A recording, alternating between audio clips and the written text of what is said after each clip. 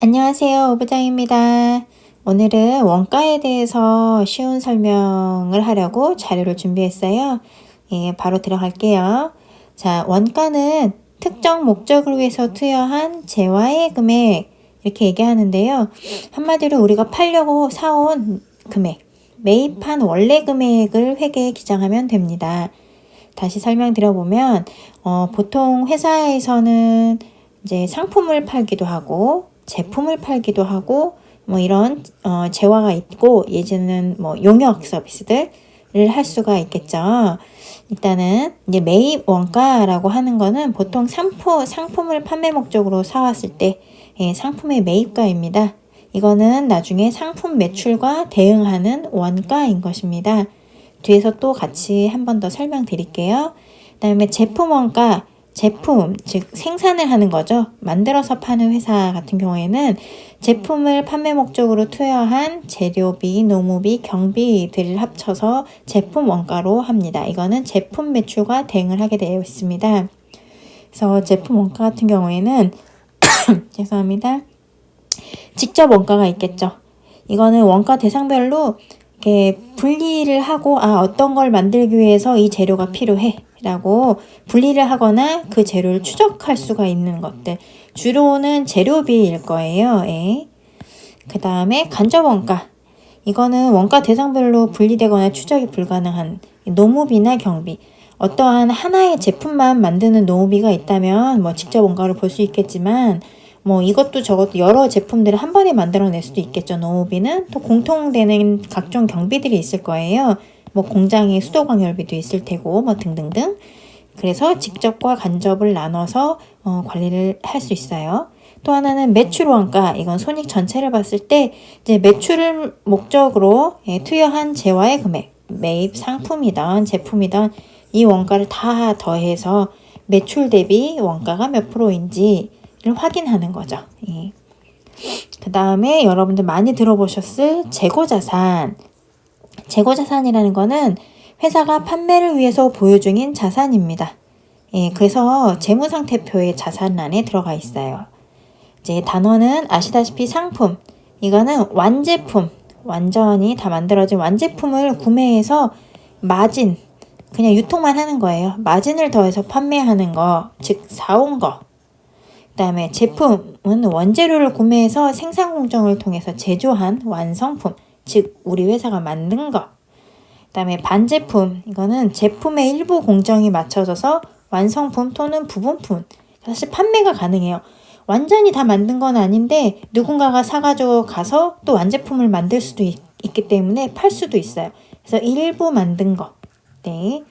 그 다음에 제공품, 제조 과정 중에서 미완성된, 판매는 불가능한 거예요. 즉 어찌 보면 약간 만드는 중에 있는 거죠. 만드는 중에 있는 거.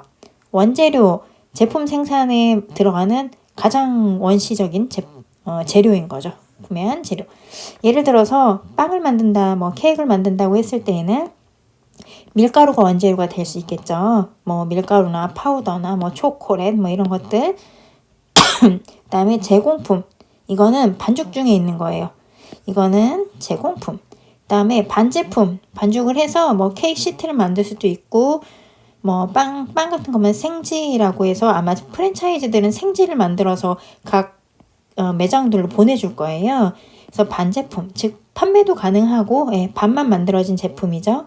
이제 제품, 이게 케이크가 완성될 수 있겠죠. 지점에 도착해서 뭐 시트가 구워지거나 생크림이 발라지고 데코가 완료돼서 나가면은 이거는 제조도 한 거이긴, 제조해서 만들어낸 케이크, 이게 제품이 될 거예요. 이렇게 설명 한번 드렸습니다. 다음.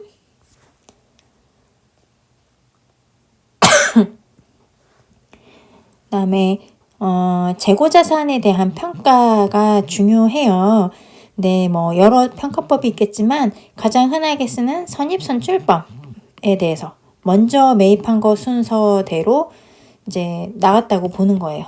그래서 우리가 보면 재료도 밀가루도 뭐 오늘 산 거, 내일 산 거, 값이 계속 다를 수 있겠죠. 만약에 건설 회사라고 하면은 철근 같은 거, 뭐 레미콘 대금 이런 것들은 시장의 영향을 많이 받기 때문에 사올 때마다 금액이 다 다를 거예요. 그래서 뭐부터 쓰여졌다고 봐야 할지, 먼저 들어온 걸 먼저 썼다라고 보겠다. 이런 내용이에요. 그래서 이렇게 한번 볼게요. 판매가 가능한 재고, 이게 바로 재고 자산인 거죠. 예를 들어 모든 재고들은 다 이런 식이에요. 기초 재고, 전기에 이미 가지고 있었던 거, 아직 판매가 되지 않아서 넘어온 거, 그 다음에 단기 매입, 요번에 판매하려고 사온 거, 사다가 놓은 거죠. 기말 재고, 사놨는데 아직 판매하지 않은 거, 예를 들어서 기초가 10이고 단기에 총 80을 샀는데 그 중에 아직 다 출고가 되지 않은, 판매가 되지 않아서 기말 재고로 30이 남았다라고 하면 이렇게 단기 판매분이 60이 되겠죠. 10 더하기 8에서 30 빼니까 60은 단기 판매 원가가 될 거예요. 그럼 미판매분 30은 그대로 기말 재고에 남을 거예요. 이것이 어떻게 표시되냐면 손익계산서 상에 보면은 매출 원가, 그리고 60이 원가가 돼요. 예를 들어서 100원의 매출을 냈는데 이 100원의 매출에 대응하는 원가는 60이었다. 여기는 원가 60%짜리네요. 이렇게 표시가 될 거예요. 그 다음에 재무상태표의 재고자산으로는 30. 이 회사는 아직 30만큼 판매할 만한 재고를 가지고 있어. 이렇게 볼 수 있겠죠. 그리고 또 단어 같은 경우는 수불부라는 것이 있어요. 재고자산의 입출고 내역을 정리한 표예요. 아마 회사 내에는 이 수불만 관리하는 부서를 따로 두기도 할 거예요. 양이 많으면. 그 다음에 원가를 파악하는 보조장부예요. 그래서 저희가 재고자산에 대한 잔액명세나 뭐 이런 것들이 작성될 때 이 수불표가 첨부가 되게 되어 있어요. 그래서 개념은 항상 똑같아요. 기존에 넘어온 거, 올해 단기에 매입한 거, 그 다음에 판 거만큼 출고가 됐겠죠. 원가로 산입을 해서 볼 거예요. 그 다음에 재고, 이월시킬 것. 상품이나 제품 또한 이렇게 기초하고 재고. 네, 이제 실무적으로 봤을 때에는 후에 설명드리겠지만 이 상품이나 제품을 계속 이 출고를 코드를 따가지고 추적을 하는 경우도 있고, 중소기업 같은 경우에는 그런 기반이 안 되어 있거나 인력 투입을 안 했을 경우에는 기말재고를 통해서 이렇게 기초에서 매입하고 기말재고 뺀 나머지를 그냥 출고로 보고 원가로 보기도 합니다. 여기에서 보면 경상적인 로스가 있을 수 있어요. 그거는 다루는 게 무엇이냐에 따라서 뒤에서 한 번 더 말씀드리겠지만 경상적인 로스율을 감안해서 보기도 하고 뭐 그런 걸 볼 필요도 없는 경우도 있고요. 원재료도 동일합니다. 그 다음에 타계정으로의 대체도 있어요. 타계정 대체라는 것은 우리가 판매하려고 사왔는데 판매 목적이 아닌 다른 용도로 빠져나가는 경우가 있을 거예요. 뭐 이렇게 빵 만들려고 밀가루 샀는데 아무래도 메뉴 개발을 해야 되겠어 하면서 개발 쪽으로 이 밀가루를 빼서 썼으면 그 밀가루 원가만큼은 개발비로, 판관비나 개발비로 빼낼 수가 있겠죠. 예를 들어서 너무 많이 남아가지고 직원들한테 그냥 복지를 제공했어. 그럼 복리후생으로 떨어져 나가겠죠. 이런 것들이 타계정 대체라고 합니다. 오늘은 이제 용어만 간단히 설명드렸고요. 제가 다음 시간에 재무제표의 관계에 대해서도 같이 한번 설명드릴게요. 또 올게요.